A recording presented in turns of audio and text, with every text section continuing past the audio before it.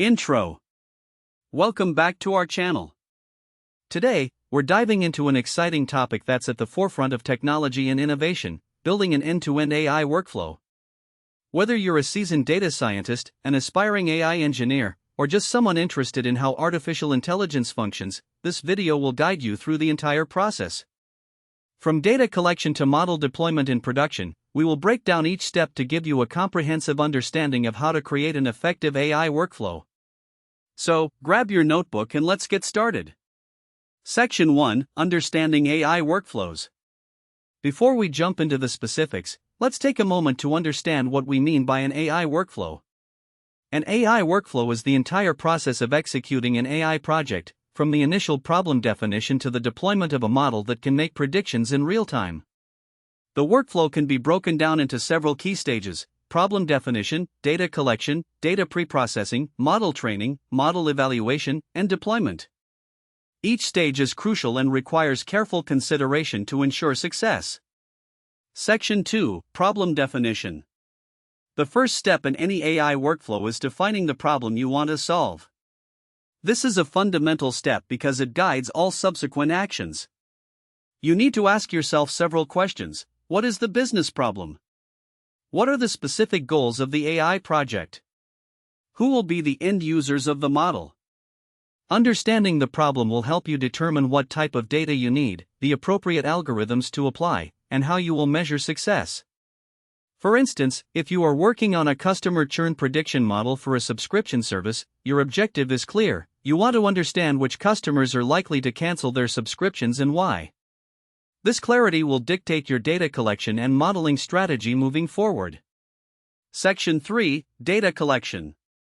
Once you've defined the problem, the next step is data collection. This stage is crucial because the quality and quantity of data you gather will directly impact the performance of your model.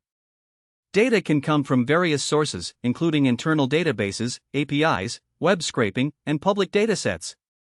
In our customer churn example, relevant data might include customer demographics, previous purchase history, interaction logs, and customer support tickets. It's important to ensure that the data you collect is representative of the problem you're trying to solve. You should also consider the ethical implications of data collection, including privacy concerns and compliance with regulations like GDPR. Section 4: Data preprocessing. After collecting your data, the next step is data preprocessing. Raw data is often messy and unstructured, which means it needs to be cleaned and transformed before it can be used effectively. Data preprocessing typically involves several key tasks.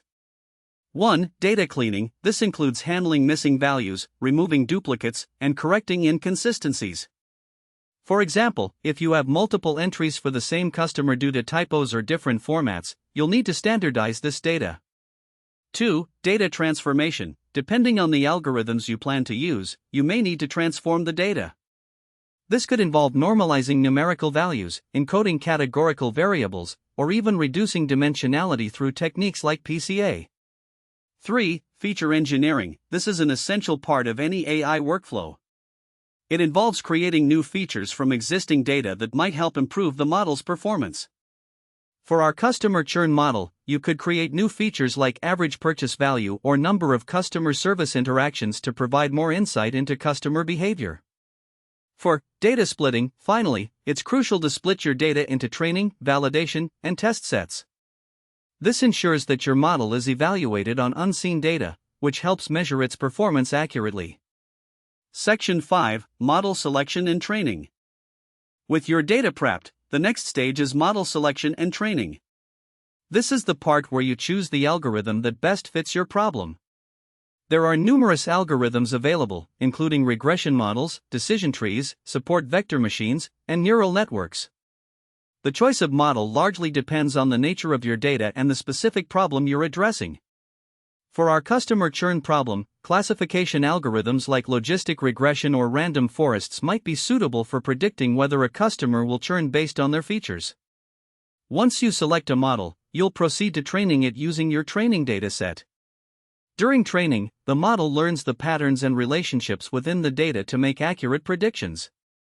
Training involves feeding the data into the algorithm and adjusting its parameters to minimize errors. This process can be computationally intensive and may require significant time and resources, especially if you're working with a large dataset or complex algorithms. Section 6, Model Evaluation. After training your model, it's time to evaluate its performance. This is a critical step because it allows you to assess how well your model is likely to perform in a real-world setting. You'll use your validation set to fine-tune hyperparameters and avoid overfitting, where the model performs well on training data but poorly on unseen data. Common evaluation metrics include accuracy, precision, recall, F1 score, and AUC-ROC curve. For our customer churn model, metrics like precision and recall are particularly important, as you want to minimize false positives and false negatives.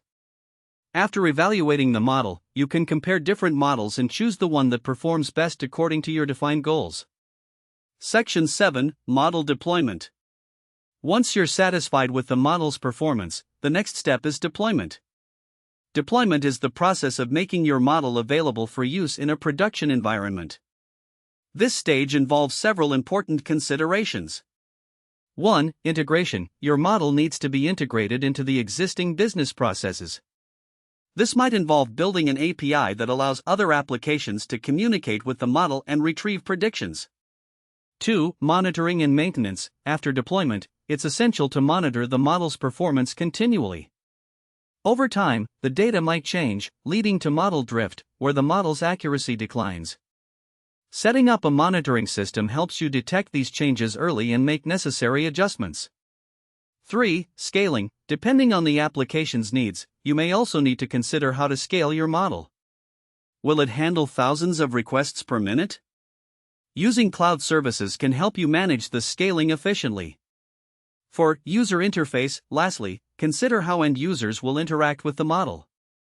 A user-friendly interface can help non-technical stakeholders understand and leverage the model's predictions effectively. Section 8, Continuous Improvement. The AI workflow doesn't end with deployment. Continuous improvement is vital to maintaining the model's relevance and accuracy over time. Gathering feedback from users and monitoring the model's performance can provide insights into how the model can be refined. You may find that certain features are not as useful as anticipated or that new data sources become available, leading to new opportunities for feature engineering. Regularly scheduled model retraining and updates based on fresh data can help keep your model performing at its best. Section 9, Conclusion. In conclusion, building an end-to-end AI workflow requires a systematic approach that includes problem definition, data collection, pre-processing, model training, evaluation, and deployment, followed by continuous improvement. Each stage is crucial, and neglecting any part can lead to suboptimal results. As AI continues to evolve, understanding these workflows will empower you to tackle a wide range of challenges and innovate in your respective fields. Whether you're building models for healthcare, finance, marketing, or any other domain, the principles we discussed today will be applicable. Thank you for watching.